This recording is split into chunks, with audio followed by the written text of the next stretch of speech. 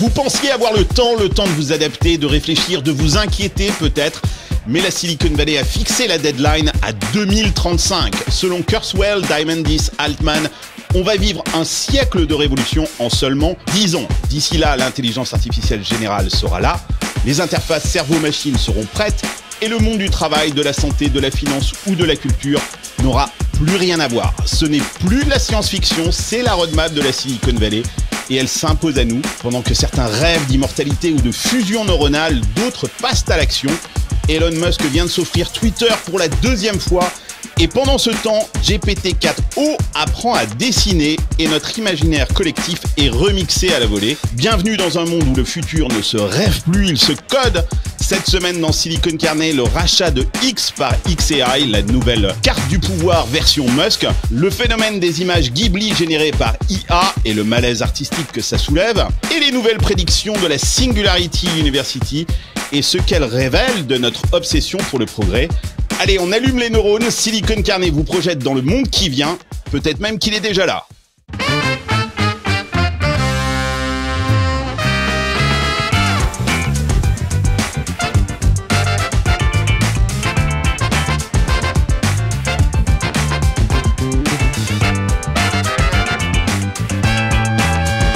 J'ai rien compris.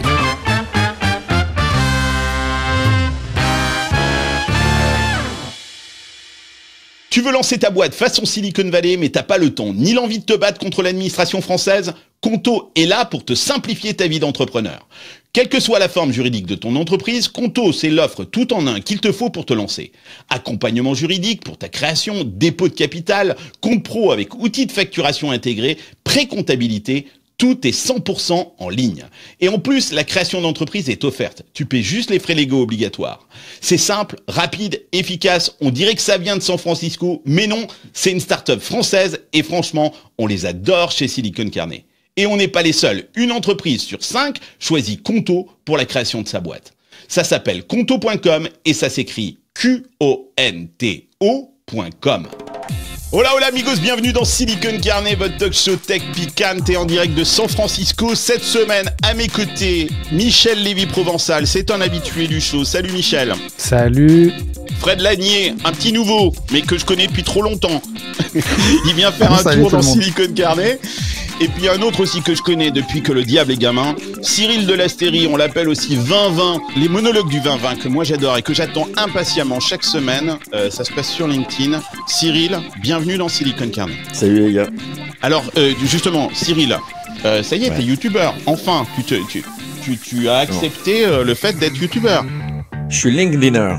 LinkedIner, ok. J'ai mis du temps, j'ai mis 20 ans. J'ai commencé en 2004, après je suis parti en voyage, je suis revenu il y a 6 mois. Et je me suis dit, tiens, je vais recommencer. Ça a pris 20 ans. Oui, tu es parti en voyage, c'est d'ailleurs là qu'on s'est connus aussi à San Francisco dans les années 2010. Exactement. Voilà. 2000, ouais, c'est ça, 2008, 9, 10. Voilà. Où tu faisais déjà le con devant une caméra.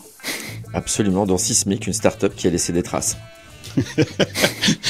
Exactement. Et non, mais c'est assez dingue parce que quand on voit ce que tu fais aujourd'hui et finalement ce que tu faisais en 2009-2010. J'ai réalisé là que je faisais déjà ça à 17 ans. Je faisais le con avec des perruques avec mes potes. Et mes potes ont vu ce que je faisais sur LinkedIn. Ils m'ont dit, il serait temps que tu grandisses, mec. Et j'ai dit, bah non, je suis désolé, je suis là, je bouge pas. Et on se retrouve au paddle. Alors Cyril et Michel, vous vous connaissez bien parce que Cyril aussi fait la clôture de tous les TEDx. J'y étais cette année au Grand Rex et j'ai vu cette clôture à nouveau de 2020. Je crois qu'il faut plutôt dire 2020. C'est plus 2020 qui fait la clôture du TEDx que Cyril. Michel, Cyril, c'est un vieux pote, c'est ça? Ouais, vas-y. Ouais, bah oui. Vas-y, balance. Bah, on s'est connus, je sais plus, dans les années 2009, quand elle a fait le premier TEDx Paris. Ouais. Et tu m'as demandé d'intervenir à la cantine et on était 12.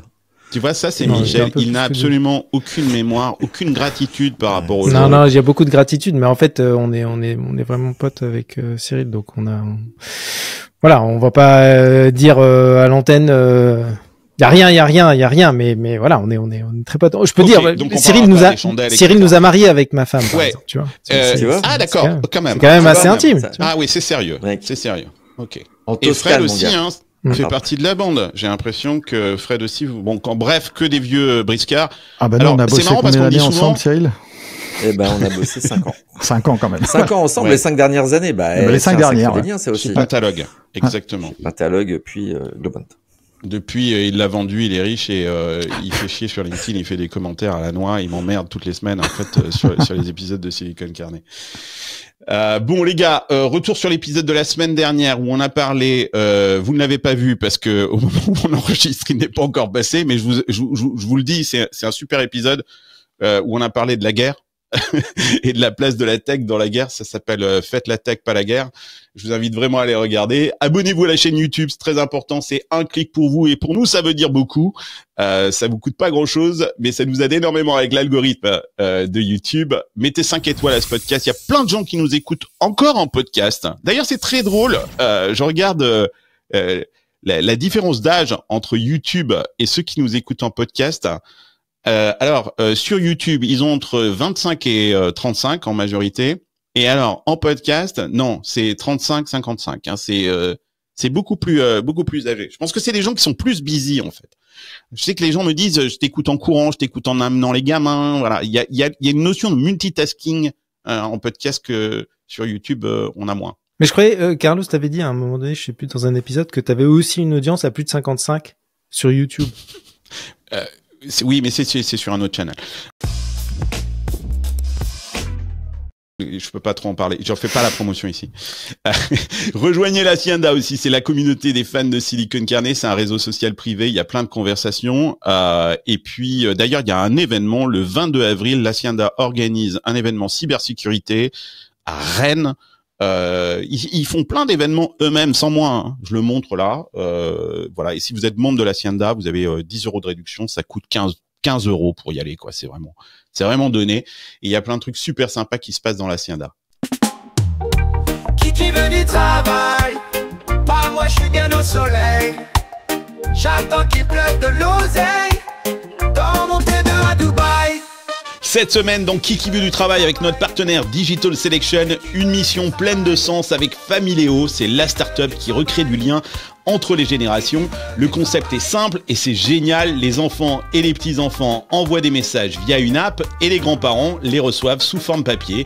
Le tout imprimé comme un vrai journal familial. Ils ont déjà plus de 1,8 million d'utilisateurs actifs et ils sont présents dans plein de pays comme en Espagne, au Royaume-Uni, bientôt en Allemagne.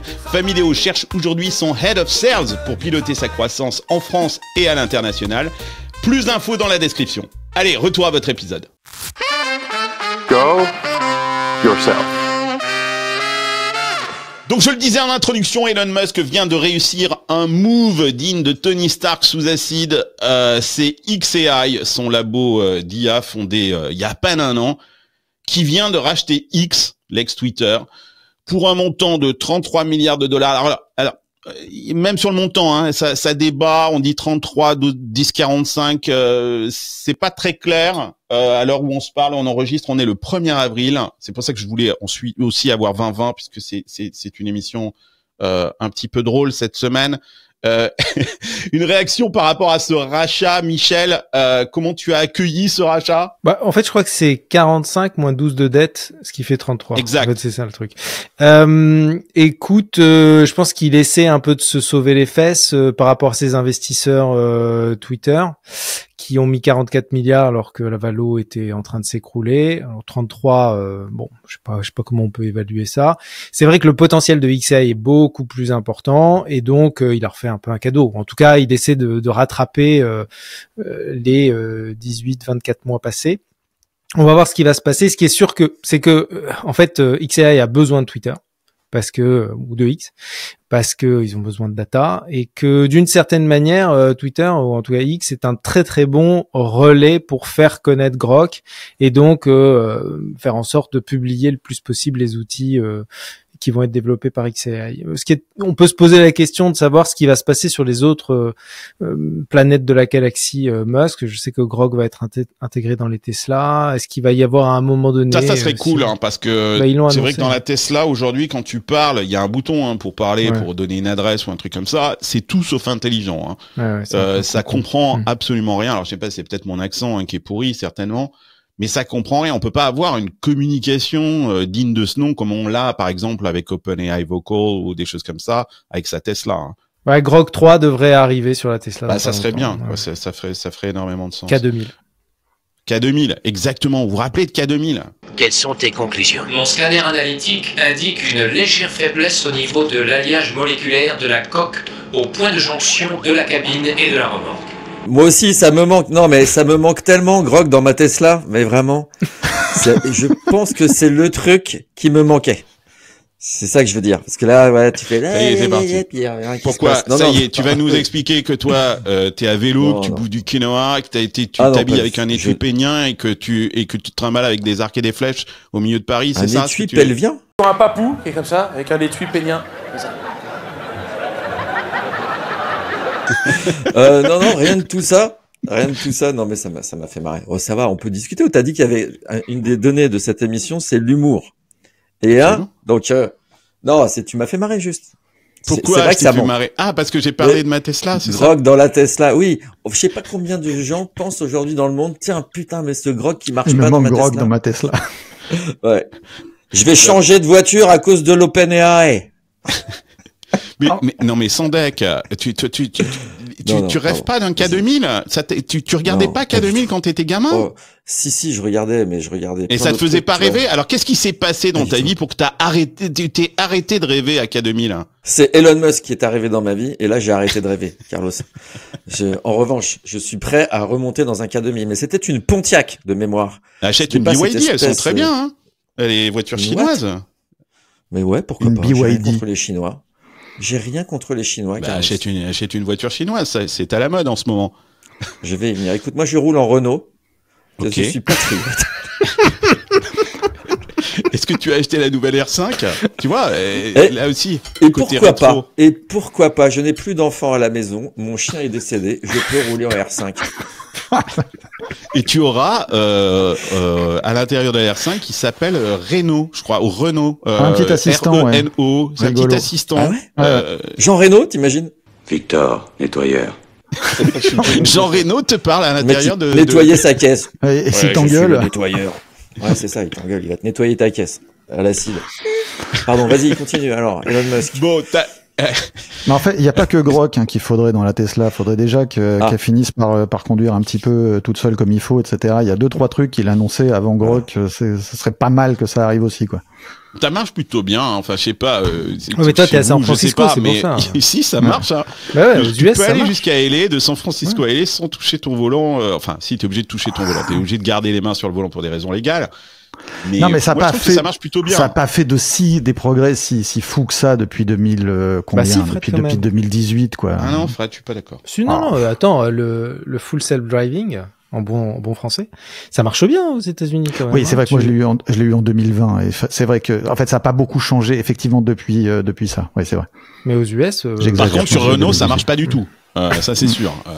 Il y a pas de full service drive sur Renault. Bon Fred, cette transaction je reviens à XAI, cette émission va être très difficile à mener, mais c'est pour ça aussi que elle va être géniale.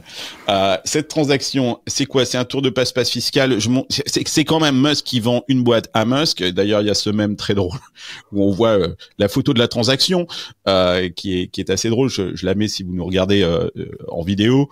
Comment tu analyses cette transaction? Est-ce que c'est un coup de passe-passe à la Musk ou non? Il y a, comme dit Michel, non, il y a du sens derrière tout ça? Non, mais il y a du sens. Il y a peut-être même, il y a peut-être même un petit coup de génie quelque part. Et je pense qu'on en reparlera dans l'émission, qui est le fait effectivement de pouvoir se baser, de pouvoir mettre toutes les données de tout ce qui se déverse en continu dans X à disposition de Grok. Et bien entendu, ça c'est quand même un coup de génie. Et puis c'est peut-être surtout un coup de génie sous l'angle politique, parce que quand tu vois ce qui va dans X, en fait, ça peut être une machine à réagir, à fabriquer de ce sens politique moderne, et finalement fabriquer une extraordinaire machine électorale, une machine politique, en tout cas une machine de société, une machine nouvelle, pour permettre à Musk d'avancer dans ses ambitions délirantes, quoi. Ses ambitions délirantes, c'est quoi? Bah, Moi, je pense qu'il va se barrer, hein. Il a déjà commencé à annoncer, il est sur le départ, hein, Musk. Hein. Bah, en fait, ce qui est assez étonnant, c'est que c'est le même mec qui fait ça, qui nous racontait il y a 2 ans que l'intelligence artificielle c'était le plus grand péril du monde, quoi. Et puis aujourd'hui, maintenant, il connecte sa machine infernale sociale X à Grok. Alors, ce qui fait qu'en fait, c'est un petit peu, tu vois, on a un petit peu d'un côté, on avait la chasse d'eau du monde, et de l'autre côté, on va se reprendre la merde dans la gueule par Grok, tu vois, ça va être un peu ça, mais au bout du compte, le gars le fait. Je trouve qu'en fait, par rapport à ce qui s'était passé sur parce qu'il faudrait comparer la valeur pour bien répondre à ta question au début de ta question, il faudrait comparer la valeur de X à la valeur de Twitter déjà. Et la valeur de X, elle a pas vraiment monté dans l'histoire. Au contraire, les revenus. Musk a acquis Twitter en 2022 pour 44 milliards de dollars. Il a changé de nom, et ça s'est appelé X, il s'est beaucoup endetté. Voilà. Rappelons quelques chiffres qui sont assez délirants. xAI, qui est donc la société d'intelligence artificielle créée par Musk, il y a à peine 1 an, hein, les gars. Elle est aujourd'hui valorisée 80 milliards de dollars. Les chiffres absolument colossaux. Je montre là un graphe qui montre qui sont les investisseurs. Les mecs, ils ont levé 6 milliards de dollars en à peine 1 an. Ça prouve aussi que la capacité de Musk à mobiliser pas simplement les foules, mais aussi les capitaux. 6 milliards de dollars de levée, une valorisation qui approche de 80 milliards de dollars. On rappelle que OpenAI, la valorisation, c'est 100 milliards de dollars. Et je pense que le grand projet de Musk, hein, c'est de faire la nique à Altman. Hein. 300 aujourd'hui. C'est 300 aujourd'hui. 300 aujourd'hui. Ouais, c'est 300 parce qu'il 300 milliards avec l'opération de 40 milliards qui vient d'être annoncée. Oui, 300 effectivement avec l'opération de la dernière opération en date. Donc bon, il s'en approche. Hein. Et il a des investisseurs, pas piqué des verres. Il a la crème des investisseurs du capital risque dans la Silicon Valley, Sequoia, Andreessen Horowitz, etc. Il a le prince Al-Walid bin Talal, le Qatar, bien évidemment, ça c'est, ils sont partout. Et puis aussi des hedge funds, hein, Fidelity, BlackRock. Donc c'est une guerre de gros sous cette histoire-là, ça c'est évident. Moi, ce que je trouve très intéressant dans cette acquisition c'est que aujourd'hui, tous les modèles d'intelligence artificielle, ce qu'on appelle les LLM, sont entraînés sur des données du passé. On va en parler d'ailleurs avec le sujet d'après sur Ghibli, etc., etc. Cette fusion avec X, c'est la capacité pour Grok de s'entraîner sur des données du présent, en temps réel. Et ça, c'est quelque chose de redoutable. D'ailleurs, je ne sais pas ce que ça va donner en termes de résultats. Effectivement, c'est peut-être transformer de la merde en je sais pas en quoi d'ailleurs, mais c'est assez nouveau, quoi. Sur ce point, si tu me permets de réagir, on peut se demander s'il n'avait pas déjà anticipé cette fusion avant même la création du xAI d'ailleurs, parce que je sais pas si tu te souviens, quand ils avaient annoncé le passage de 240 caractères à 4000 caractères sur Twitter ou sur X, les gens se disaient mais pourquoi? Et en réalité, c'est probablement le nombre de caractères nécessaires pour l'entraînement des LLM. Ces fameux de l'ordre de peut-être 4000 caractères, ça doit faire 1200, 1300 tokens à l'époque, hein, pour l'entraînement des LLM. Donc on peut se demander si déjà il n'avait pas anticipé l'augmentation de la fenêtre, de la taille des postes pour pouvoir commencer à entraîner des IA. On savait pas trop quelle IA, mais en l'occurrence, c'est peut-être anticipé depuis très longtemps cette affaire. Alors c'est marrant parce que dès qu'on parle du rachat de X par Musk, il y a plein de théories. Hein. On dit oui, il a racheté X parce qu'il avait anticipé l'élection de Trump. Tiens, il a racheté X parce qu'il avait anticipé xAI et qu'il allait faire du. Je sais pas si le mec anticipe.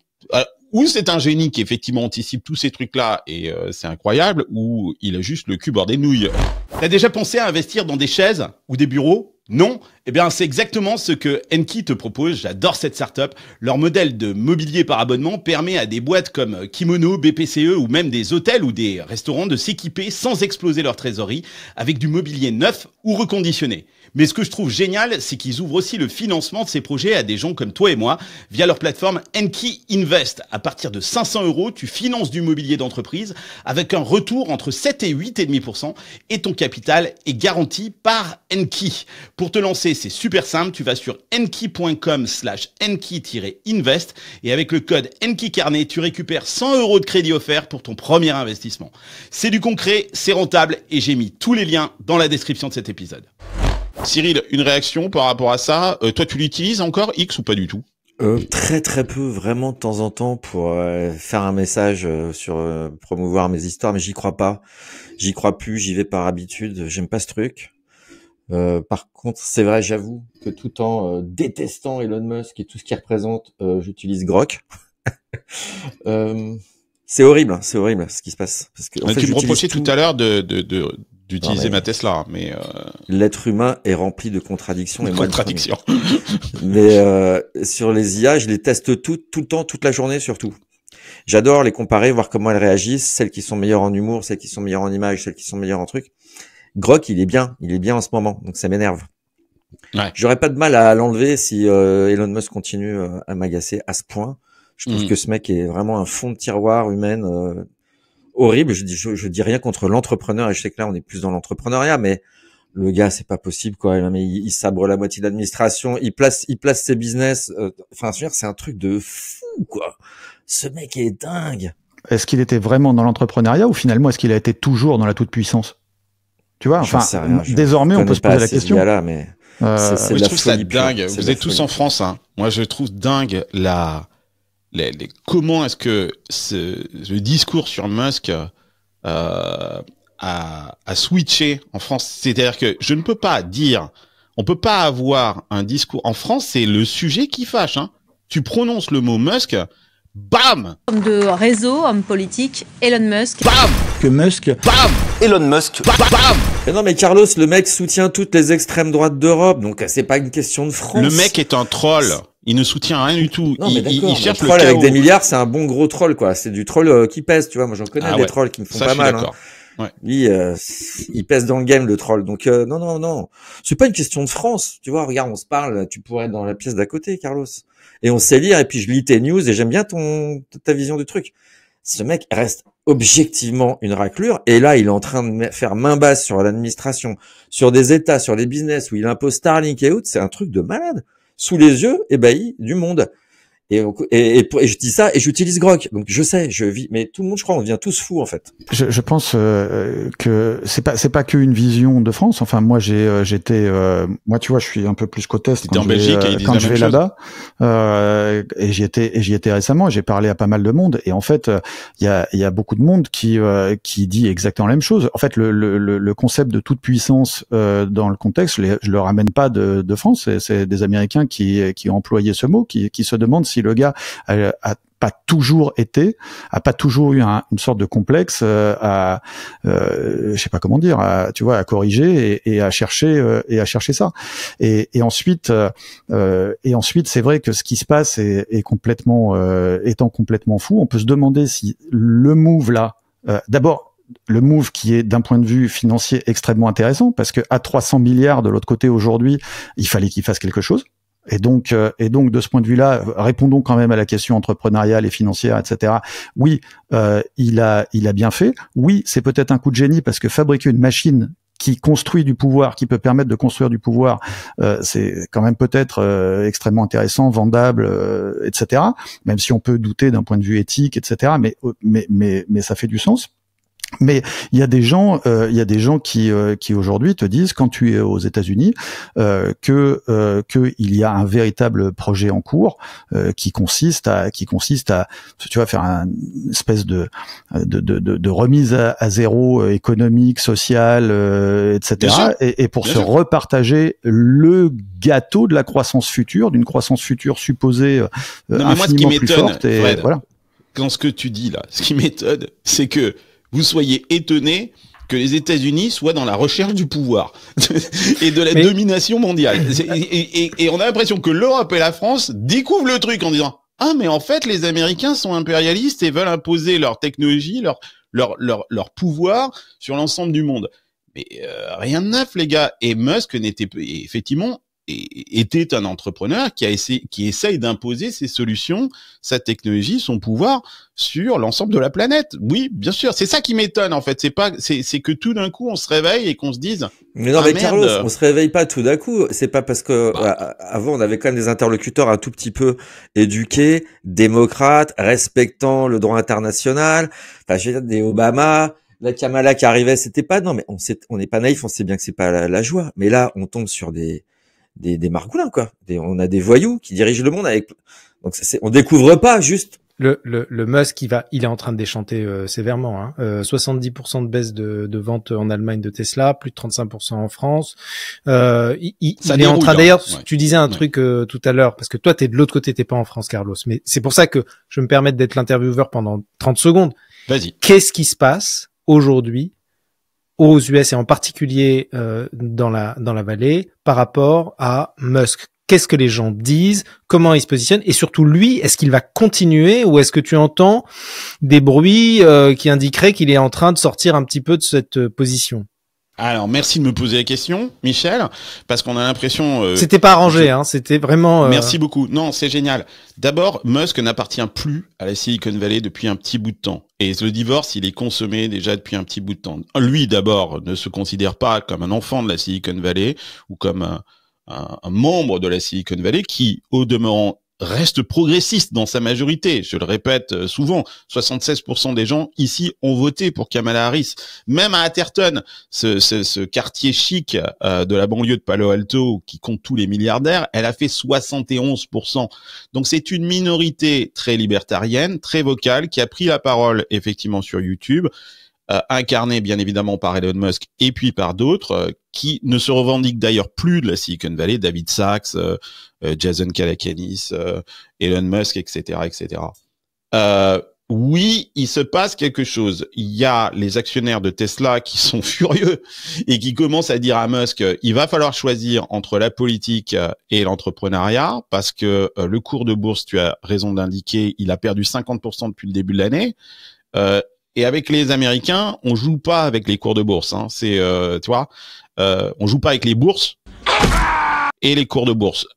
Donc là, il commence, il commence à titiller et il a beaucoup de pression là-dessus. Et moi, je suis pas certain qu'il reste au gouvernement très longtemps. Il y a des rumeurs qui disent qu'il quitterait le gouvernement si tant est qu'il en fait partie, puisqu'aujourd'hui il n'est qu'un conseiller officiellement. En mai de cette année. Donc non, ça se passe pas bien. Mais ça se passe pas bien non plus pour Trump. Il y a beaucoup de scepticisme. Je montrais ce mème qui disait que avant l'élection, tout le monde était euphorique en disant "We are so back and we are going to make so much money", machin. 70 jours plus tard, tout le monde chiale ici. Tout le monde chiale. Tout le monde se pose des questions. Mais en même temps, il y a un projet, une sorte de vision qui est portée par surtout par J.D. Vance d'ailleurs. Et voilà, c'est lui. Qui est intéressante, qui est une sorte de changement de paradigme. On en a parlé il y a 2 semaines sur la fin de la mondialisation. Les États-Unis pensent qu'on est à la fin de la mondialisation et qu'il y a un nouveau projet de société, sauf que économiquement, il va être douloureux. 2020, toi, au début, je te sentais, au début quand ChatGPT est arrivé, je te lisais, je te suis sur LinkedIn, t'étais super critique. Même à un moment, je t'ai dit, putain, t'es hyper réac, mon coco, quoi. Tu n'accueillais pas la chose à bras ouverts. Et je trouve que t'as changé là-dessus. Je trouve que là, aujourd'hui, tu l'utilises. Non, mais je vois même tu fais des chants à TEDx, par exemple. T'as utilisé, c'était quoi? C'était Suno pour faire une chanson. Suno pour la musique, ouais. Ouais, même dans certaines de tes émissions, j'ai vu que tu l'utilisais de plus en plus. Tu l'utilises aussi pour tes punchlines, pour brainstormer, pour. Oui. Non, j'utilise vraiment, mais alors est-ce que j'étais contre? Non, Michel, tu peux témoigner. J'étais pas contre ChatGPT. Non, j'étais contre certains aspects et je continue et on en parlera dans pas longtemps. J'espère. Mais non, moi je considère. T'étais pas contre, mais t'avais un côté dépressif. T'étais pas convaincu. T'étais pas convaincu de la puissance du dépressif. Truc. Ouais. Non. T'étais pas convaincu. Je suis dépressif. Après, pour jouer, c'est fantastique, mais pour travailler aussi, moi j'utilise, mais j'assume à fond tous les IA, mais plus comme des camarades de jeu dans une équipe créative, et parfois comme script doctor ou parfois pour donner un coup de pouce à l'imaginaire.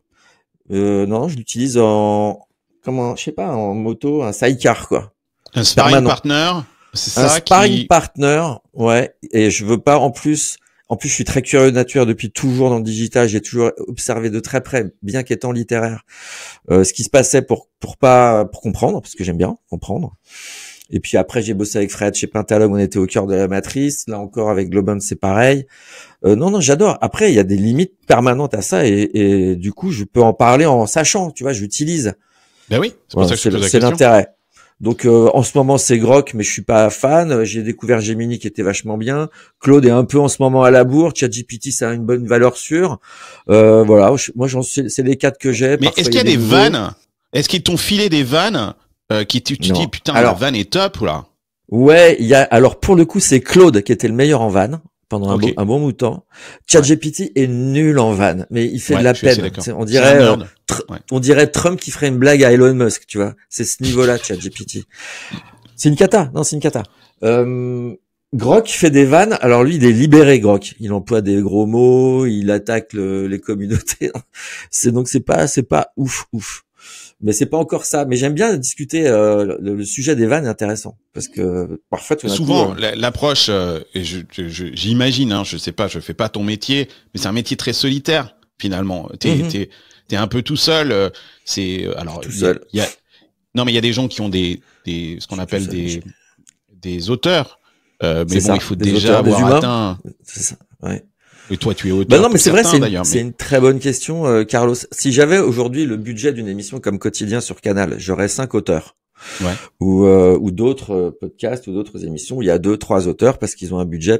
Moi, je fais effectivement seul. Je me sers de l'IA comme d'un co-auteur. Mais vraiment. Okay. Comme d'un co-auteur. Je balance des idées. Alors parfois, j'en ai pas besoin. En général, j'ai quand même toujours l'initiative, heureusement. Mais on verra jusqu'à quand. Et puis après, j'échange, je discute. Il me dit des trucs. 9 fois sur 10, c'est pourri. Et je crois que la nouvelle façon d'écrire, c'est que je perçois dans ce qu'il me dit. Ouais, c'est un collègue de bonne humeur, un peu tout le temps, un peu niais. Toujours dispo, hein, d'ailleurs. Toujours dispo. Pas très drôle, mais parfois dans le pas très drôle, je crois que le nouveau travail de l'auteur, c'est de percevoir la vanne qui est sous-jacente entre deux mots en disant ah putain ça c'est rigolo quand même. Et du coup moi je la réécris et je m'éclate. Donc moi je m'éclate à coécrire. Alors, on avance justement dans cette émission. On a parlé d'intelligence artificielle et de Gen AI avec Grok. Et là, la réponse d'OpenAI, elle s'est pas fait attendre, mais sur un autre sujet qui n'a strictement rien à voir. OpenAI a créé le buzz ou le malaise, hein, je sais pas, ça dépend qui en parle. Ils ont lancé un dernier update avec un générateur d'images boosté par GPT-4o. C'est un outil qui est capable de générer des images ultra détaillées. C'est assez bluffant. Si vous aviez l'habitude d'utiliser GPT pour créer des images, c'était plutôt naze avant. Il fallait utiliser d'autres outils comme Midjourney ou voire DALL-E même était je trouve mieux. Mais là, ce qu'ils ont sorti, waouh, c'est juste assez hallucinant. Et ils ont, alors il y a eu toute une sorte de tendance où tout le monde s'est mis à faire des images avec le style Ghibli. C'est ce studio. Alors apparemment, j'ai fait quelques recherches. On ne dit pas Ghibli. Hein, on m'a dit qu'il fallait prononcer, je sais pas comment, Ghiburi ou je sais pas quoi. Ça n'a rien à voir avec l'orthographe du truc. Mais c'est un studio d'animation japonais légendaire, hein, qui a été fondé en 85 par Hayao Miyazaki. C'est un peu le Pixar japonais. Et alors, bien évidemment, vous avez certainement vu Mon voisin Totoro, Princesse Mononoke, etc., etc. D'ailleurs, au passage, tout le monde gueule en disant c'est du pillage, du machin, des trucs comme ça. Mais moi, je me suis retrouvé à re-regarder des films d'animation, notamment Le Château ambulant que j'avais pas vu. Et ben, grâce à ce phénomène-là, moi, j'ai reloué un film ce week-end.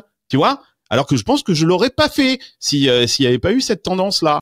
Non, mais on a changé d'époque, hein, les amis. On a changé d'époque. On a connu le web où on allait lire des trucs. Ensuite, le web où on allait écrire, les blogs, Wikipédia. Ensuite, le web où on engageait des conversations. Et ben maintenant, on est dans le web qui génère. Voilà. Où on vole. On est dans le web qui vole. Qui génère. Bien, attends. Non, qui génère. Du vol. Non, mais le vol, dans ces cas-là, on a un autre débat hein, qui est celui de l'artiste. L'artiste, il ne crée jamais quelque chose de pur. Everything is a remix. Oui, tout est un remix. Il y a trop de débats. Non, on va faire dans l'ordre. Alors attends, je vais reprendre. Non, mais c'est toi qui lance le débat à l'intérieur. Laissons Michel, et ensuite Cyril va réagir. Moi aussi. Non, mais cette idée du web généré, on va la retrouver à plein d'endroits. Le search, par exemple. Il va exploser avec le web généré. On va plus avoir une liste de liens, on va avoir des réponses directement. De la même manière, sur la création de contenu, les posts LinkedIn, il y en a quasiment un tiers qui sont générés par des IA. Sur Spotify, je crois qu'il y a 10% qui sont générés par des IA de musique. Sur la consommation de news, pareil. Donc, à un moment donné, sur la question artistique, est-ce que c'est normal ce qu'on vit? Bah en fait c'est juste un mouvement. On est entré dans un mouvement où le web n'est plus un stock, le web est un flux qui est généré en temps réel. Après il va y avoir des mécanismes qui vont se mettre en œuvre. Hein. On a connu ça avec Napster aussi. Je suis d'accord moi là-dessus. C'est un changement de monopole. C'est juste exactement. le monopole qui change. C'est tout quoi. Voilà. Ça fait chier les gens qui avaient le monopole avant. C'est-à-dire ces majors qui avaient les droits sur. C'est même pas les artistes souvent. C'est les majors qui avaient ces droits-là quoi, qui les exploitaient. Ouais. Et c'est elles qui gueulent. Moi, quand je t'entends 20-20, mais j'ai l'impression, j'ai cette image de Pascal Obispo aux Victoires de la musique qui monte sur scène en pleurant parce qu'il vendait plus de disques et qu'il faut arrêter de télécharger la musique et de pirater la musique. On repasse cette séquence aujourd'hui, tu te dis, mais c'est ridicule. Entre-temps, il s'est passé Spotify. Non, mais en fait, on n'a pas bien défini le problème sur cette histoire. Je suis le premier à utiliser les trucs, même pour rigoler. On est là tous à rigoler, à faire sa tête en studio. Ouais, on a fait plein de trucs là. Non, mais voilà, d'accord. Super. Il y a Michel là avec sa boule de cristal. Bien sûr, il y a Michel avec sa boule de cristal. Moi, je l'ai fait hier. J'ai fait mon fils avec un chiot. J'ai fait voilà. C'est pas ça le sujet. C'est qu'il y a d'un côté un énorme voleur qui est Altman, qui fait valoriser sa boîte en faisant une opération sur le dos d'un style qui est extrêmement reconnaissable, sans demander l'autorisation à Miyazaki. Et pour sûr, il aurait refusé. Donc il fait sciemment quelque chose en utilisant la marque d'un autre, une marque qui est hyper positive, hyper aimée. A priori, c'est pas lui. Hein, il fait rien. Il fait rien. Non, bah en tout cas. En fait, il fait rien. C'est le modèle qui fait. Sam Altman n'a rien fait. Il a découvert. A priori, c'est pas con, les gars. Mais non. Franchement, a priori, c'est un mec qui a. Ce n'est pas Sam Altman qui fabrique les images une par une. Il a raison, Michel. Sam Altman ne reçoit pas les prompts. Non, mais d'accord. Et après, ils ont diminué le truc. Finalement, vous avez plus le droit de demander. Ils ont limité les trucs à une fois par heure, par demi-heure, par demi-journée. Ils contrôlent un petit peu quand même leur machine, les gars. Et il se poste avec sa petite tête en Ghibli. Il a gueulé en disant que ses serveurs étaient en train de fondre, qu'il fallait arrêter. Là, là-dessus, je suis d'accord avec. Il y a une énorme hypocrisie là-dessus.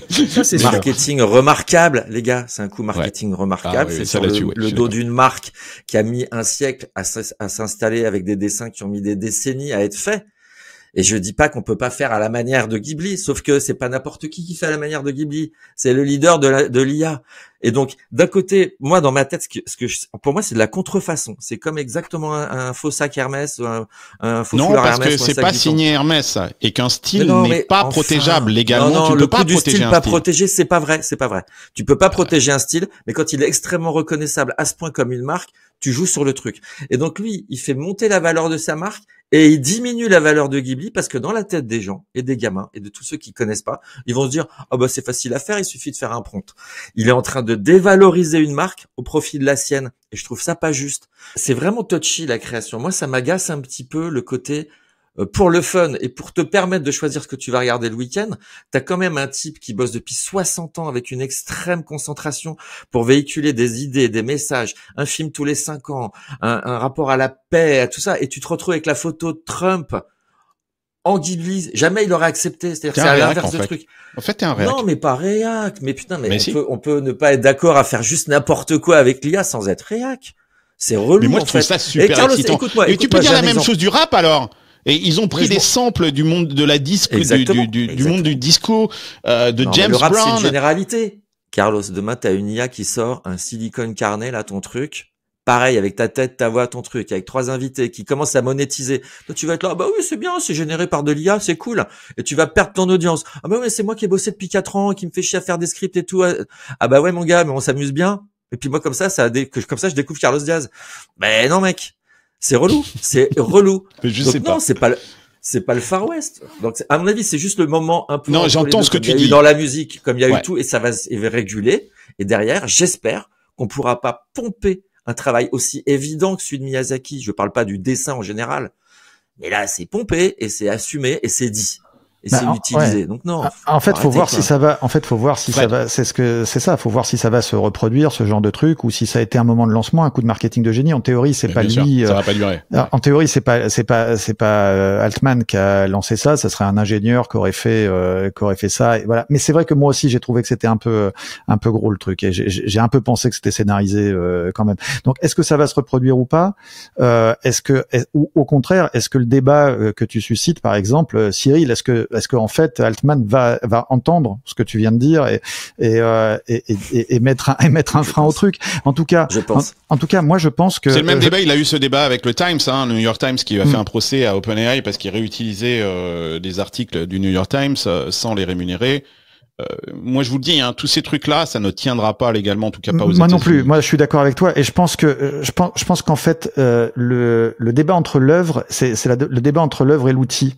En fait, moi, j'ai la conviction que c'est pas un fabricant de pinceaux qui a inventé la brosse. C'est un peintre qui a inventé la brosse. Et puis ensuite, il y en a d'autres qui ont pris la brosse, etc., etc. Et je pense qu'en fait, et lui, quand il a inventé la brosse, il a voulu faire un style avec cet outil-là. Et ce style lui était peut-être personnel. Il n'a pas eu envie que quelqu'un d'autre utilise une brosse, mais c'est trop tard. L'outil était fait. Et je pense que ce que tu dis, Cyril, c'est très vrai, très intéressant. Ça pose des tas de questions de droit, et c'est au droit d'y répondre. Malgré tout, c'est au droit d'y répondre, mais que ça sera très certainement inévitable à l'avenir. Voilà, wait and see. Mais je vois pas comment, disposant de cet outil-là, on va pas effectivement régulièrement il faut mettre en place de la importer. réglementation. Il faut mettre des trucs, il faut mettre des lois, bordel. Ouais. Faut arrêter. Mais non, mais tous ces Carlos, pilleurs. tu vis au pays des voleurs, tu t'en rends plus compte. Tu veux déréguler tout. Moi, je veux Non, pas je de vis réguler. au pays des innovateurs. C'est-à-dire que pour ouais. voler, c'est le premier. Non, mais c'est t'as très raison innovant le de dire. piquer l'œuvre de Miyazaki. C'est hyper innovant. Bravo les gars. Tiens, je te fais un. Non mais attends, je prends pas cet exemple-là, je peux mais- dire un truc là. Je peux dire Vas-y, un truc. Michel. Si on regarde, on prend un tout petit peu de recul. En fait, c'est un rentier qui se plaint d'un autre rentier. D'accord. Absolument. Donc What? en fait, Miyazaki c'est un rentier, le mec. Il a créé un style, il Un vit sur rentier. une rente. Bah oui, Il a raison. oui. Économiquement, Laisse-moi il a terminer, raison. Cyril. Michel. Économiquement, Et c'est un rentier Il vit d'une rente. Il vit de c'est l'essence. qui se plaint d'un autre rentier parce que l'autre est un pur capitaliste qui crée une autre rente avec son IA. Bon, je dis pas que il a le droit, l'un et l'autre ont tort ou l'un ou l'autre a tort. Je dis simplement que on est dans une époque où c'est vrai, ça va tellement vite qu'il y a du vol, qu'il y a des rentes qui essaient de se constituer, qu'il y a des nouvelles rentes qui essaient de remplacer des anciennes rentes. D'accord. Et que moi, ce qui m'intéresse en fait dans ce mouvement et ce qui me passionne, c'est de voir à la vitesse à laquelle ces nouveaux rentiers se font eux-mêmes disrupter.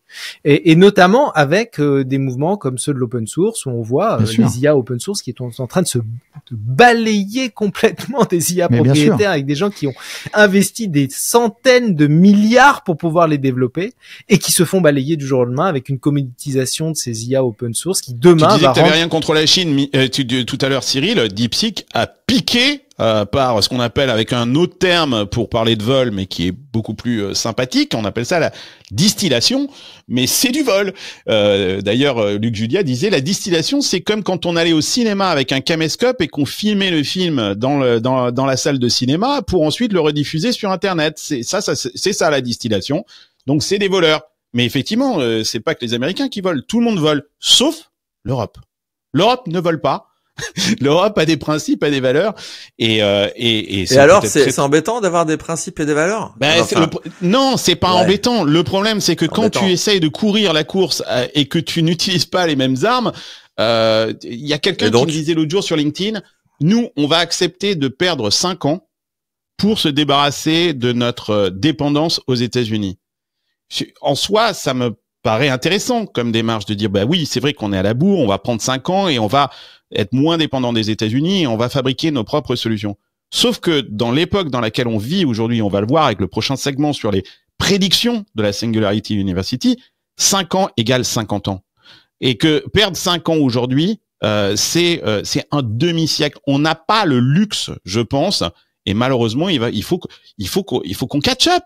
Et il faut qu'on utilise peut-être qu'on soit un petit peu moins respectueux de certains trucs, parce que sinon on va être dépassé. Alors moi je veux bien, hein, sinon on peut dire qu'on est dépassé, on peut devenir des Grecs, hein. Y a pas de problème. Ah putain, j'ai laissé un froid là. Non, mais parce que dit comme ça, évidemment, t'es là, bah non, moi je veux pas être dépassé. Ah bah non, je veux pas être dépassé. Je veux pas être grec. Donc, acceptons que tout le monde pille. Donc, du coup, ça donne après J. Evans qui dit, bah on va prendre le Groenland. Ah bah oui, mais c'est comme ça le monde maintenant. On a envie du Groenland, donc on va prendre le Groenland. Aujourd'hui, il y a une possibilité technique qui n'existait pas hier, et la question c'est est-ce qu'elle est préemptée ou est-ce qu'elle est pas préemptée. Et en termes économiques, c'est la seule question. C'est la seule question qui se pose. Ceux qui la préempteront le plus massivement seront les grands gagnants d'une période économique certainement nouvelle, compte tenu du nombre de facteurs qui vont changer dans les moments qui viennent. Donc c'est ça le débat. Faut pas le résumer à c'est pas bien, c'est mal, c'est etc. Ça, on peut avoir les débats sur l'utilisation des droits, il faut les avoir, etc. Mais tu ne peux pas. Mais il faut pas que ça devienne. Il faut pas qu'à aucun moment ça devienne une justification pour ne pas avancer, parce que ça c'est tu vas au-devant de grands problèmes sociaux autrement. Je suis complètement d'accord avec toi, Fred. D'autant plus que il faut rajouter une autre chose, c'est que ça va tellement vite, parce qu'on a déjà vécu dans l'histoire des révolutions technologiques qui ont provoqué le phénomène que tu évoques. Mais sauf que là, ça va si vite que la régulation, autrement dit la loi, ne peut pas arrêter ou limiter cette transformation-là.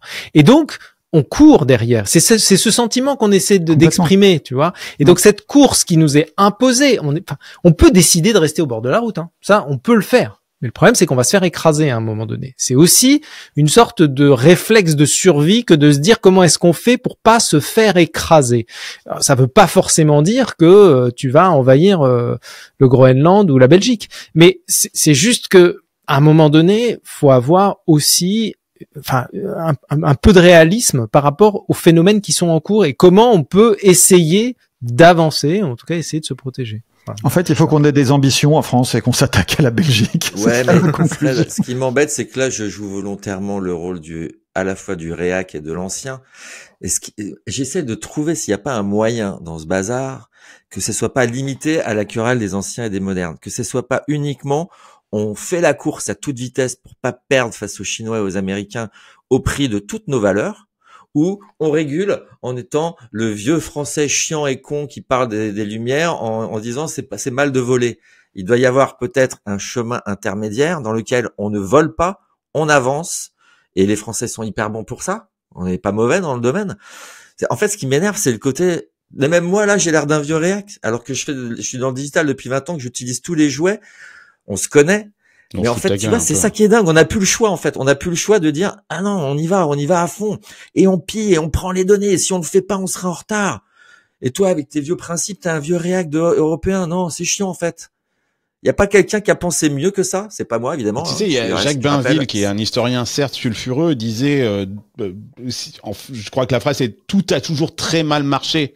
En fait, tu vois, c'est que, si on regarde dans l'histoire, il y a jamais eu une période où tout était top et tout se passait bien. Donc oui, ça marche. Il y a plein de problèmes, mais finalement rien n'a. Mais est-ce qu'il faut pas se battre un peu et que sur 4 personnes, est-ce que c'est pas bien s'il y en a toujours un, quand même, tout le temps, qui lève la main en disant c'est pas un peu du vol, c'est pas un peu de l'arnaque, c'est pas un peu pas moral. Ouais. Voilà, je suis la valeur morale, je suis l'abbé Pierre de cette émission. Jamais touché à mes pays. Excepté une fois au chalet. Oula. Tu vas sur un terrain, là. Parfait. Là, je fais un stop. C'est parfait. Ça va faire un short. 20 de l'émission de Silicon Carnet. Non, mais vous avez vu, quand tu disais que ça va très vite, et c'est vrai que tout de suite, il y a des gens mal intentionnés qui se mettent à l'utiliser. Là, je montre une photo. Je suis désolé, Cyril, c'est pas une Renault, c'est une Tesla. Mais il y a, tu prends ta photo de ta Tesla et alors le mec il a mis no plate pour bien montrer que c'est un fake. Mais tu peux faire une photo de ta Tesla accidentée et faire un faux rapport auprès de ton assurance. Je sais pas comment les assurances vont gérer le truc, mais ça va être un bordel. Il y a des gens qui apparemment font des notes de frais. Cette note de frais que je vous montre là à l'écran, c'est un fake. Donc voilà, et c'est ultra réaliste. Donc ça fout le bordel, mais c'est bien de foutre le bordel, non? C'est ça que je veux dire. C'est que le chaos, ça permet de faire bouger les molécules en place et que il peut se passer des choses et que justement le monde change grâce au chaos. Si on est dans un glaçon, rien ne change. C'est là, moi ça me donne envie de réagir ce que tu dis là vraiment parce qu'en fait je pense qu'il y a une différence entre l'innovation, les ruptures d'un côté et l'activisme. C'est-à-dire que on a l'innovation, les ruptures d'une part, mais on a aussi quelque chose qui est en cours en ce moment à Washington en particulier, qui est un activisme et avec d'un côté toute cette prédation, ces conflits d'intérêts dont tu parlais tout à l'heure, une volonté solide, une pensée solide qui est plutôt celle de Vance, de dire on peut aller très loin, y compris assumer un certain degré de prévarication, de misère, etc. sur les gens, pourvu que on déclenche un mouvement très fort derrière. Et ça, c'est une... Pourvu que l'Amérique gagne. Voilà, c'est une théorisation et une activation, un activisme où c'est là que je rejoindrais, si je devais rejoindre Cyril quelque part, c'est ça.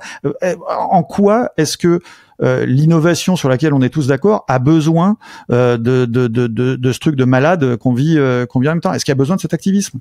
Mais à un moment donné, il faut être aussi un peu pragmatique et de voir ce qu'on peut réellement faire face à ce mouvement-là. Je pense que le chaos, on est en plein dedans et on va continuer à être dedans. Donc soit on essaie de s'en extraire et on vit en autarcie, mais au risque d'être complètement à côté de la plaque, soit on essaie de se débattre et essaie de continuer à... Alors c'est pas pour faire ma minute de pub, mais vous me lancez une sacrée perche, hein. Si vous me voyez venir, Cyril doit me... C'est gratuit. Prends-la. Non, mais parce que on s'est posé cette question avec mes copains avec qui on organise TEDx Paris depuis quelques années déjà, et on fait une édition spéciale le 19 juin dont le titre est Thriving in Chaos. Comment est-ce qu'on fait pour prospérer? Je ne le savais pas, Michel. Dans le chaos. Non, mais parce que c'est un sujet fondamental aujourd'hui. Comment est-ce que font les entreprises? Comment est-ce qu'on fait en tant que citoyen? Comment font tout simplement la société pour prospérer dans ce monde chaotique dans lequel on est entré et dans lequel on va pas sortir pendant au moins, je dirais, 3 ans encore, tant que Trump est au pouvoir. Donc, on a beau s'agiter et dire non, mais attendez, on va mettre des principes, on va mettre de la morale. Je suis d'accord, hein. Je dis pas que je suis un pro-Trump, je dis pas que je suis un pro-Musk, je dis pas que je suis un pro-Vance. Je dis simplement, Provence. Je dis simplement que c'est la réalité. Et cette réalité-là, il va falloir faire avec et essayer de trouver des moyens opérationnels pour réagir et tout simplement agir. Voilà. Mais tu sais qu'il y a des Américains qui luttent déjà sur leur propre terrain, comme disait Carlos. Moi, je suis ce qui se passe là-bas et qui sont sur le terrain de la morale et sur le terrain de la démocratie et sur le terrain des valeurs. On les entend pas beaucoup, Cyril, en ce moment. On les entend pas beaucoup. Je sais pas, j'ai peut-être un biais. Moi, je les Vous ne les entendez pas en France, Michel. Je te le dis. Pose-moi la question. Et on les voit. Ils sont là, ils sont au boulot.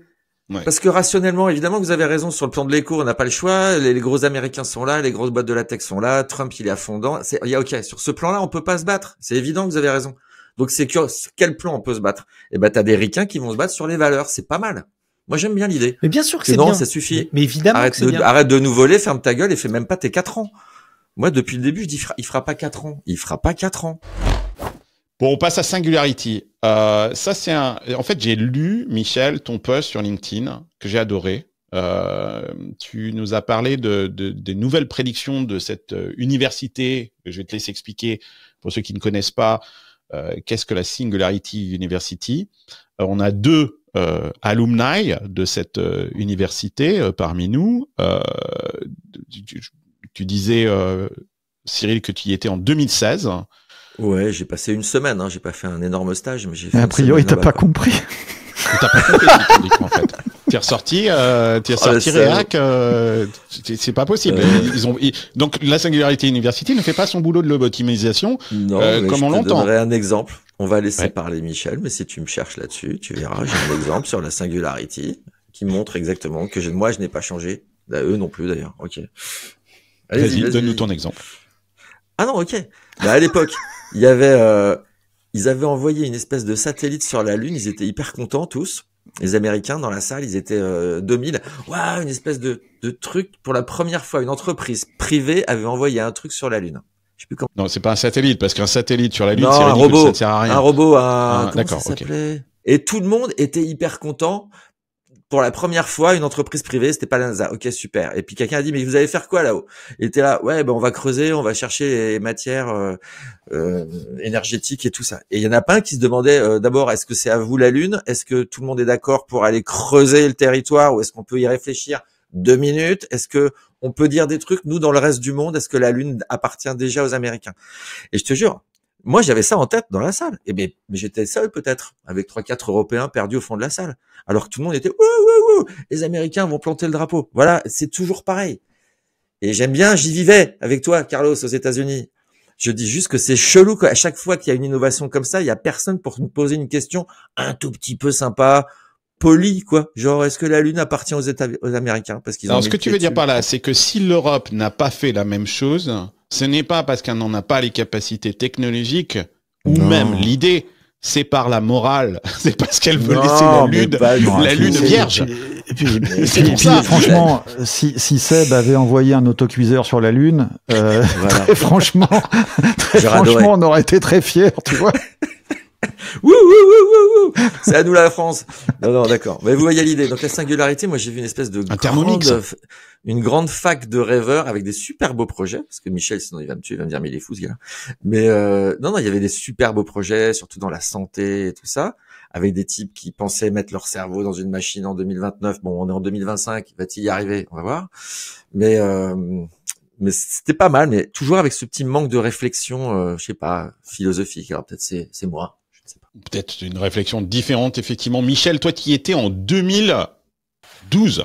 Non, pas 2012. J'étais fin 2014. Fin 2014, pardon. Et c'était, en fait, l'histoire, c'est que la fondatrice de TEDx avait quitté l'organisation TED et avait choisi quelques TEDxers pour leur proposer d'aller à la Singularity University. Je faisais partie de cette équipe-là.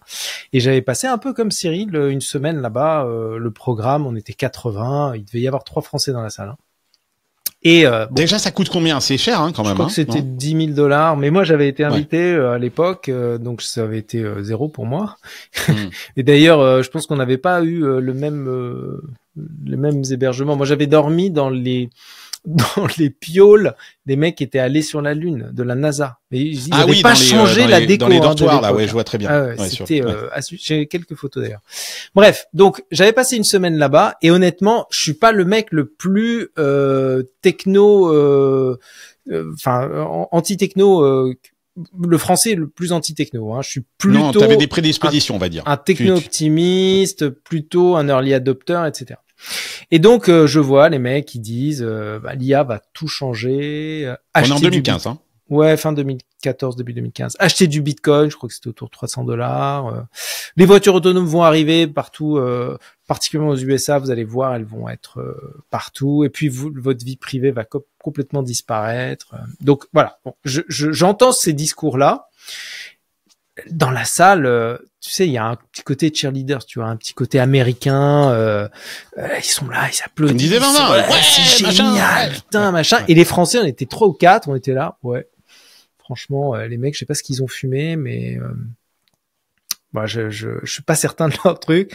Et je me rappelle d'une soirée, il y avait Salim Ismail, un ancien de Yahoo, et donc Salim était là, et donc il fait toujours ces soirées où tu retrouves, il y a Ray Kurzweil qui passe, t'as Peter Diamandis qui passe, grosse star quand même, tu passes quand même une soirée avec Ray Kurzweil et Peter Diamandis, tu tapes la tchatch avec eux, et t'as Salim qui, une sorte de feu de camp virtuel, commence à discuter, on boit des bières, commence à discuter, et il t'explique sa philosophie de vie, et sa philosophie de vie, c'est issu un peu d'hindouisme, de bouddhisme, de je sais pas quoi. En gros, tout organisme doit vivre une expansion infinie.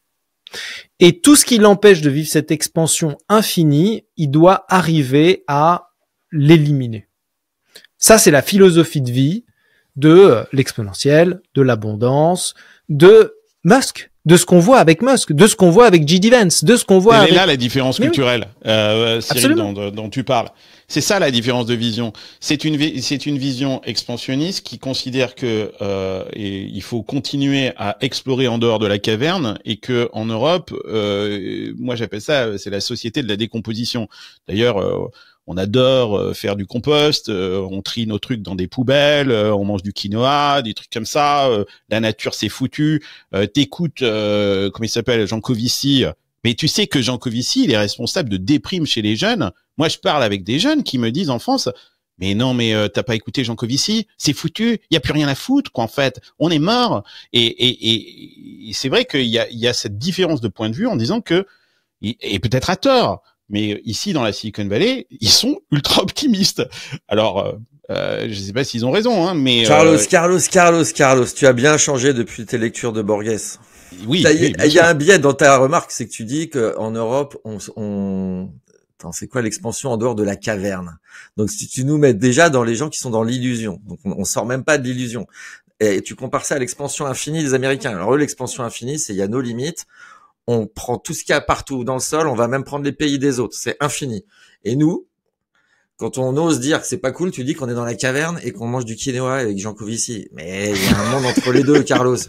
Et tu m'as vu, j'ai horreur du quinoa. J'aime beaucoup Jean Covici et sa bande dessinée. On peut être alerte sur le fait qu'il n'y a pas d'expansion infinie sans être un vieux socialo-communiste.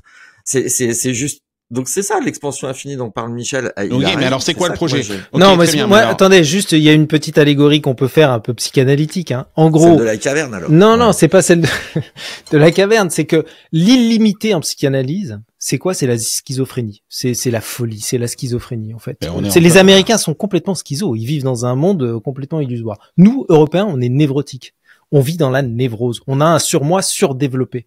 Et en fait, il y a peut-être un moyen de se soigner de cette névrose, quoi, en essayant de libérer un petit peu notre tu vois, laisser un peu de notre côté notre surmoi sans tomber dans la schizophrénie. Moi, franchement, hein, et en même temps, je vais vous dire un truc, ce qui m'a le plus bouleversé à la Silicon Valley, c'est 10 ans plus tard. Je veux dire, j'aurais investi en Bitcoin comme il me l'avait dit et j'aurais été un peu moins français, j'aurais été content. $300 aujourd'hui, le Bitcoin, il est à quoi? Il est à 85 aujourd'hui, 85 000. 85 ce matin. Bon, 230 ou 250 ou $300, tu vois. Donc on n'est pas complètement ils sont pas complètement tarés hein. Ils sont pas complètement dingos hein les gars. Donc non mais là ce que tu as dit là, l'IA va tout bouleverser, acheter du Bitcoin, les voitures autonomes arrivent. Et votre vie privée va disparaître. Ils sont tout bons. C'est bingo. C'est bingo. Ils ont carton plein. Ils ont raison. Ils se sont plantés sur 2-3 trucs. Sur les nanos, sur la 3D, sur le 3D printing. Mais ils sont bien plantés sur le 3D printing. Ils voyaient des imprimantes 3D partout. Et sur les nanotech, ils pensaient qu'on allait pouvoir réinventer le réel à partir des 0 et des 1. Il y a quand même eu le Seigneur des Nanos entre-temps. Pardon, excusez-moi. Ouais, je disais, j'ai l'impression qu'on exagère un petit peu quand même sur les constats, c'est-à-dire que les voitures autonomes, vous dites, comme si elles étaient partout. Si. Mais non, mais c'est pas vrai qu'elles sont partout. Mais c'est pas Waymo à San Francisco, tu vois. Oui, non, mais c'est. Moi, je vis quand même avec des taxis où je prends plus un Uber parce que je me demande. En fait, je me suis rendu compte que le driver me dérangeait, quoi. Oui, mais c'est terrible à dire. Je dis pas que ça n'existe pas. Je suis plus tranquille. Je dis que ça reste par rapport aux citoyens américains moyens, ça reste extraordinairement anecdotique et qu'on est encore loin d'avoir ça d'une façe généralisée. Donc je suis pas d'accord avec le constat. Non, mais même aux US, on est encore loin du constat de la généralisation de ça aux US. Je le vois pas. Non, mais il parlait pas de généralisation. Il disait vous allez commencer à avoir des voitures autonomes dans 10 ans. Alors en revanche sur le Bitcoin, j'avoue qu'en fait ils auraient pu avoir tort et ils ont eu raison, alors qu'il y a eu plein de raisons pour lesquelles ça aurait pu casser durablement, et finalement ça n'a pas cassé, et ça c'est beaucoup plus impressionnant, et que maintenant on a atteint un niveau où le Bitcoin représente la masse monétaire en Bitcoin au cours actuel représente 1,5% de la masse monétaire mondiale. Donc on n'est pas encore au too big to fail d'après les experts, mais on commence à s'en rapprocher méchamment, quoi. Alors justement, on va regarder parce que la prédiction elle continue sur le Bitcoin. Ils disent que c'est loin d'être terminé cette histoire. Donc tu as regardé de près, ils ont refait des nouvelles prédictions, c'est ça, Michel? Oui, évidemment. Tu te dis, les mecs sont pas trop gourés. Est-ce qu'on continue, quoi? Est-ce que cette fois-ci on se plante pas et on les croit? C'est ça la question. Ce qui est intéressant dans ces nouvelles prédictions, c'est que les premières prédictions dont tu parlais, on était donc en 2015, c'était des prédictions de 2015 pour 2025, ouais. C'est ça? Ouais, ça allait un peu au-delà, mais en gros, oui, c'était ça. Ok. Alors là, qu'est-ce qu'ils nous disent? Là, ils nous parlent évidemment d'IA et d'AGI, ce moment où l'IA dépassera l'humain. L'intelligence générale. L'intelligence artificielle générale. Moi, j'ai arrêté de parler d'intelligence artificielle générale parce que dès lors qu'on en parle, tout le monde commence à rentrer dans le débat philosophique. Oui, mais tu comprends, c'est pas possible. C'est quoi l'intelligence? On s'en branle de ça. Désolé de le dire comme ça. La vraie question, c'est de savoir à partir de quand une IA à un coût modique, va avoir un QI supérieur au plus intelligent des humains sur la planète. Et aujourd'hui, on est déjà au stade où, je sais pas si vous avez vu, mais il y a Gemini 2.5, là, il y a des tests qui ont été faits, et un QI autour de 120 à 130.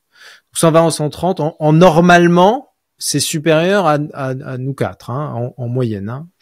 Peut-être qu'il y a un génie parmi nous, mais peut-être. Enfin, a priori. Non, moi, je suis HPI, moi. Donc ça c'est un premier step. Donc aujourd'hui, 2025. Ce qui se passe, c'est qu'en parallèle, l'open source, les IA open source sont en train de se développer et de dépasser aussi les IA propriétaires, ce qui va donner lieu à une révolution où l'intelligence va être non seulement pas chère, va aller vers zéro, mais en plus supérieure au QI le plus intelligent de la planète. Donc à partir de ce moment-là, je sais pas si on appelle ça l'AGI, la super intelligence, je m'en fous complètement, mais ça va avoir un impact sur le travail, sur les sociétés, sur la politique, sur tout. Et donc ça, c'est ce qu'ils prévoient, eux, autour de 2030, 2035. Je pense, alors ça c'est vraiment une prédiction personnelle, que en réalité, on va y être bien avant. Je pense que dans les 24 mois qui viennent, on va atteindre les 130, 140 de QI avec des IA open source. Et à ce moment-là, ça va faire très mal parce que tout le travail, c'est-à-dire que pourquoi on travaille? On travaille parce que on a besoin de ressources humaines, intelligentes ou de dextérité manuelle pour pouvoir faire des tâches. Mais si ces tâches peuvent être faites par des intelligences en abondance et demain par une dextérité en abondance, parce que ce qu'on vit avec l'IA, on va le vivre dans le monde physique avec le passage aux robots et aux robots humanoïdes. En fait, qu'est-ce qui reste à l'humain? 90% des humains vont plus avoir rien à foutre. Et donc, c'est une vraie question de société, tu vois. Ça, c'est un vrai sujet qui m'intéresse au plus. C'est pas bon pour la névrose de Cyril, ça. Non, mais là, je regarderai du Miyazaki à la télévision, mais jusqu'à ce que la télévision soit éteinte, car je n'aurai plus de quoi payer l'électricité. Qu'est-ce que tu veux que je te dise? Ça va? Ça va? Qu'est-ce que ça va? Non, mais ça va. T'as dit que tu voulais de l'humour. Bah, voilà. Là. Ouais. Non, mais là, tu nous as fait peur, en fait. Moi, à un moment, je me suis dit, je prends mon billet, je rentre à Paris, il faut que j'aille voir Cyril. Non, mais moi, je crée du contenu, justement, c'est pour sortir de ce marasme. T'es à l'abri, mon coco, hein. Ouais. Je suis pas à l'abri de rien, mais juste, je me dis qu'il va falloir faire vivre notre humanité face à tant de technologies. C'est pour ça que j'incite les gens à reprendre la parole et à montrer leur tête.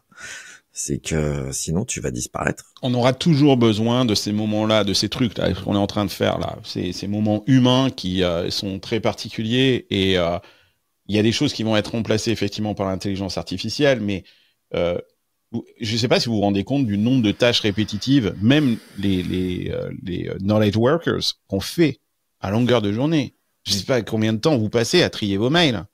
Moi, j'ai l'impression de passer mon temps à me désabonner de newsletters auxquels je ne me suis jamais abonné. J'y passe peut-être une demi-heure tous les jours ou 1 heure. Il y a plein de trucs que je fais. Je sais pas, tu publies des vidéos sur YouTube. Et tu as vu le temps que ça prend de bordel de prendre des fichiers, de les uploader, de les downloader. Ça n'a absolument aucun intérêt. Moi, qu'une intelligence artificielle vienne et fasse ça à ma place, qui est d'ailleurs, tu as raison Cyril, aujourd'hui, j'ai en partie sous-traité effectivement à des gens, assistants de prod, machin et qui font ça parce que ça n'a pas d'intérêt pour moi de le faire parce que moi je préfère me concentrer sur le Vous allez être au chômage, les mecs. Ouais. Mais ils feront autre chose. Ils feront autre non, mais nous chose. Aussi, on va l'être. C'est à un moment donné. Et ils vont faire autre chose. Ah, alors attention, là, tu dis quoi, Michel? C'est-à-dire qu'on va tous être. Non, mais je pense que oui. Je pense qu'à un moment donné, on va être radicalement au chômage et qu'il va falloir penser une société sans travail. Et que au-delà de ça, je vais être encore plus radical. Je suis désolé, mais si on se projette un peu plus loin entre la capacité des IA à hyper personnaliser le dialogue qu'on va avoir avec elles, à nous connaître parfaitement, à avoir une qualité d'écoute et une patience illimitée, si en plus tu l'incarnes dans un robot hyper érotique, bah en fait, je suis même pas sûr qu'on ait envie de se voir. Putain. Ouais. Chaud, là. Ah, non, moi, mais là, tu vois, si on là, tu me pousse, fais presque peur à moi, quoi. non, mais Michel. si on pousse vraiment le curseur à ce niveau-là, c'est-à-dire Et on va plus baiser, alors. Bah, tu vas baiser avec un robot. Avec un robot. Bah, ton plus grand des Il y a fantasmes. des modèles, $200 000, mais il faut les Bon, mettre, là, mais- pour l'instant, ils sont un peu... Bah, c'est Blade Runner, hein. C'est, Bien sûr. Pardon, ça part en, tu sais, Ça prend sucette, ouais. Mais en même temps, tu voulais... en même temps, c'est Silicon Valley, hein. Non, ça part comme ça part, quoi. Qu'est-ce que tu veux que je te dise? Non, mais parti comme ça. Fred, tu crois pas ce qu'il dit, Michel? Tu crois pas Tu qu'à un crois pas moment, ce il y qu'il aura dit? Non, plus mais de moi, je travail fais- quand... En fait, il y a déjà eu des moments schumpeteriens extrêmement forts comme ça dans l'économie. C'est arrivé au début du XXe siècle. On pourrait faire des analogies avec ce qui va se passer. Et c'était d'une brutalité énorme par rapport à ce qu'était l'économie de cette époque-là. Et pourtant, des humains sont restés, y compris dans des métiers traditionnels. Et ils ont raffiné ces métiers à des niveaux extrêmement élevés. Et éventuellement, ces métiers-là sont parmi les plus valorisés aujourd'hui. Donc en fait, ils se sont réfugiés dans la rareté.